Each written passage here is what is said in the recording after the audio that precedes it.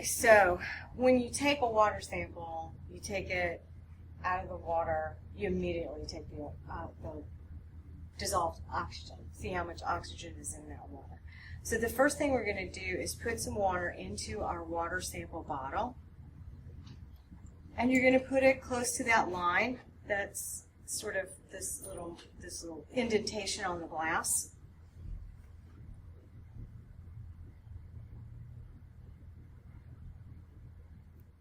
So we've filled up our water sample. So we have our water sample for our oxygen test, or dissolved oxygen test. So the first thing that we would do is add 8 drops of manganese sulfate solution.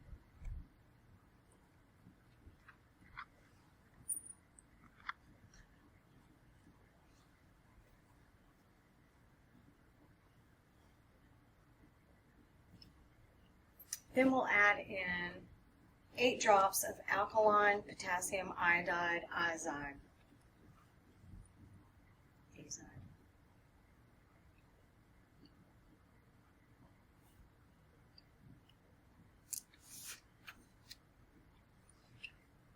Then you're going to mix, and you can mix swirling or mix a little bit of back and forth. You don't want to introduce oxygen, so you want to be easy, but you can also swirl it, either way. And as these two mix, you can see that there's flocculate in it. And what we want to do is let it sit now and wait till the flocculate falls out. Once the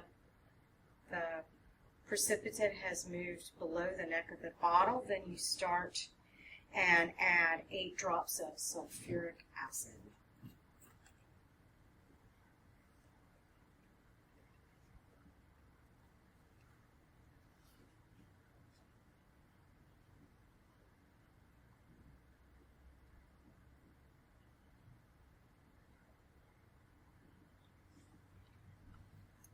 So then you put the cap back onto your water sample.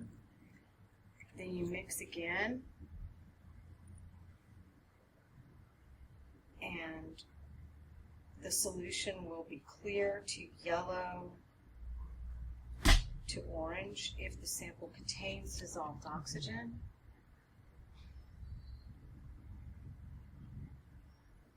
So you're looking for the precipitate to go away and the color to stay yellow to orange.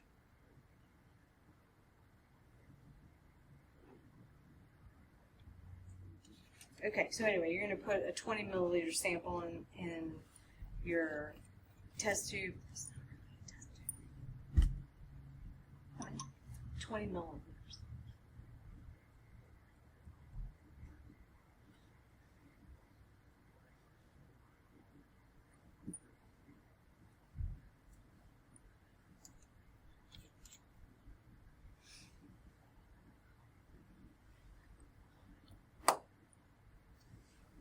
Then you're going to take out, with your titrator, sodium thiosulfate.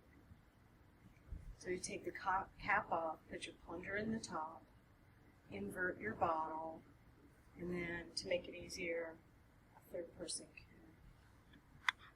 pull until you reach the bottom of the graduated container, graduate to 0 on your titrator. So you're just going to put some drops until we get pale yellow. I think we went too white last time, too clear last time. Okay, so let's, you can leave it, just mix it up, see if it'll change a little bit. We have a little mixing. So the technical way to do this is, go ahead. You can hold the bottle and push the plunger. I know it seems strange here.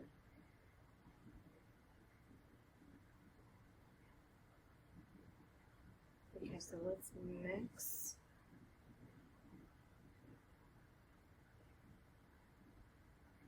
Okay, so we are seeing a paler color. So at this point, what we're going to do is add 8 drops of the starch indicator. And our sample turned blue.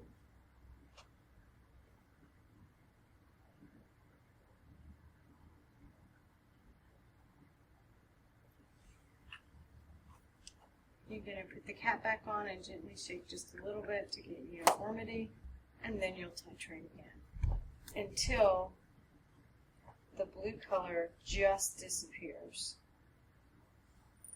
and the solution is colorless. Okay, stop right there. So we had a really quick change from blue to, or that purplish color, to clear. So you would look on your titrator, and however much is left in there, that's going to be the number that you're going to use to say how much oxygen. I tend to start with, so you squirted out 5 milliliters of the solution. So 5 is what we use to determine how much oxygen is in the water.